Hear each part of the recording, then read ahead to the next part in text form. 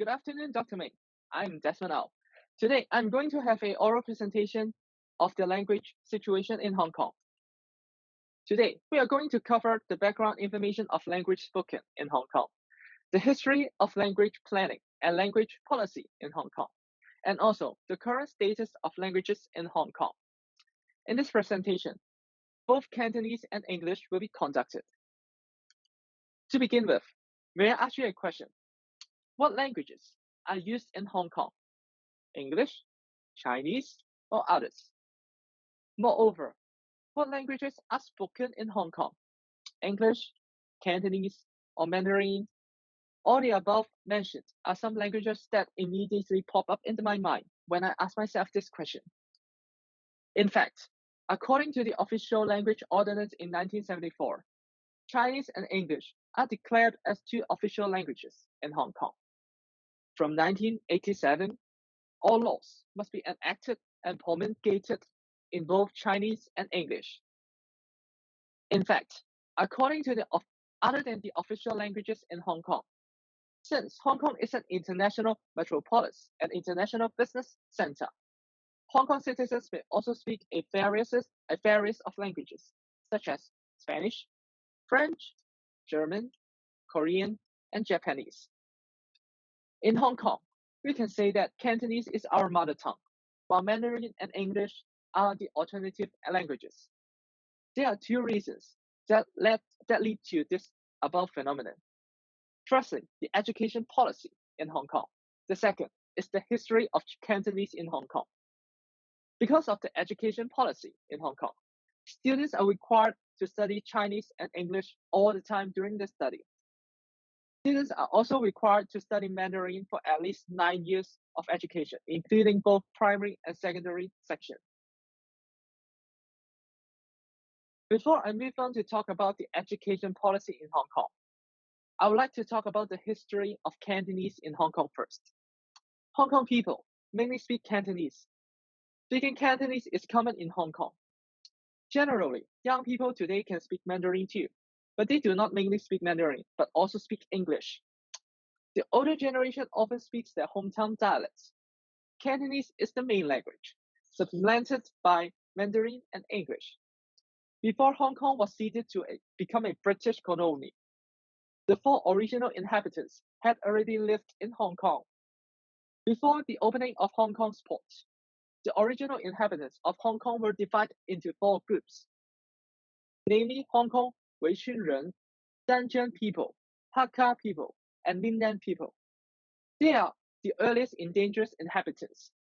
Each ethnic group has its own dialects, such as Cantonese Weitou-Hua, Cantonese Danjianhua, Hakka-Hua, and Minnan-Hua, etc. After the opening of Hong Kong as a port, there is a historical event that happened, which is called the Taiping Rebellion. It occurred from 1850 to 1864 and lasts for a total of 14 years. This historical event has devastated 17 provinces in China.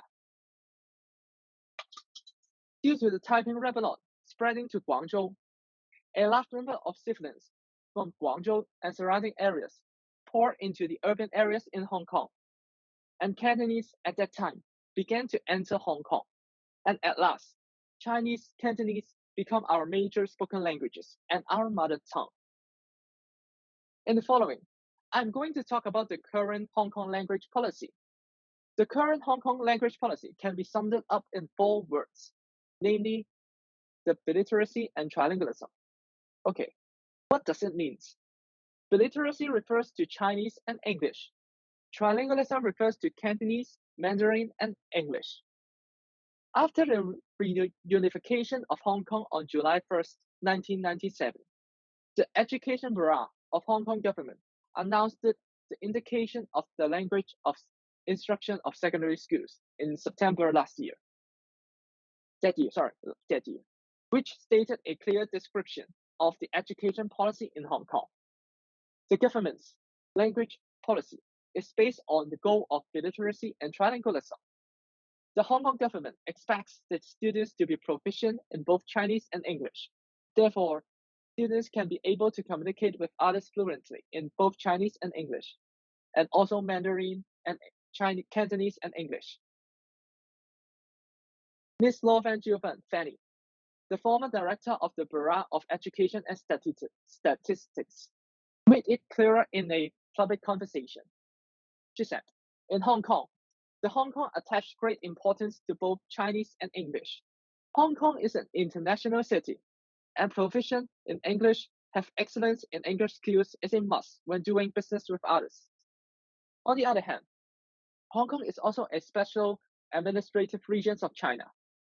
Hong Kong people must learn Mandarin and be able to speak the country's language, since most Hong Kong people are from Guangdong, which is the South China. The language of their daily life is Cantonese. Therefore, the Hong Kong language policy is to cultivate young people's ability to be biliterate and trilingual. That is, they should be able to read and write in both Chinese and English, and they are able to speak fluently in Mandarin, Cantonese, and English. In addition to the content mentioned above, the most popular Chinese and English mixture in Hong Kong is indispensable. From the perspective of linguistics, the use of Chinese-English language mixing can be divided into two types, code mixing and code switching. The simplest example of code mixing is 你而家食 dinner 未啊? Meaning, are you going to have your dinner right now? Different language switching will occur within the sentences. And the example of code switching will be good morning. 我哋開始上堂啦. Meaning, good morning everyone. Let's start our lesson now. This is a language transition that occurs from sentence to sentence. Moreover, Hong Kong also has its own Cantonese slang and Hong Kong style English. In terms of Hong Kong slang, I think most of the sources in the early days comes from some online games, which Hong Kong teenagers used in their daily life. Hong Kong slang can be mixed in both Chinese and English, and also can be just in Chinese. Let's take an example of Hong Kong slang, mixed in both Chinese and English, such as Sing Le. It seems to be Sing Le, the word Le means Chinese. It's a Chinese word. However, the word Le refers to level in a game, which is English. On the other hand, Hong Kong slang can also be in just Chinese, such as Liu Sha. It refers to killing a non-player character, which we call NPC, in seconds. As for Hong Kong style English, the most famous example are words such as add oil, meaning encourage others to work hard, and blow water, meaning chatting with others.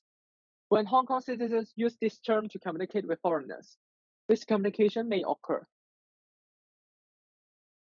Although the above examples can be found in dictionaries, but foreigners generally do not know what their real meaning are. Foreigners may not know these words, as these words are not in their culture. Therefore, miscommunication may occur. Last but not least, I want to bring out an interesting fact about Hong Kong languages. In Hong Kong, some special nouns are used as verbs in Hong Kong citizens' daily life. Take an example of the word WhatsApp. As we all know, WhatsApp is a mobile application that provides instant messaging for people to communicate with others. However, Hong Kong citizens will use WhatsApp as a verb. For example, I'm going to WhatsApp you later. In this sentence, the word WhatsApp is used as a verb, as the sender wants to tell the receiver that he will message him later. In conclusion, Hong Kong is a place that lots of foreigners come to work or invest. Lots of different languages can be found in Hong Kong. The language and culture of Hong Kong is really diverse and changeable. Other than having its own dialect, Hong Kong citizens keep learning languages from different places and introduce some new words and usages consist of different cultures from different places. Therefore, this can enlarge our language system in Hong Kong.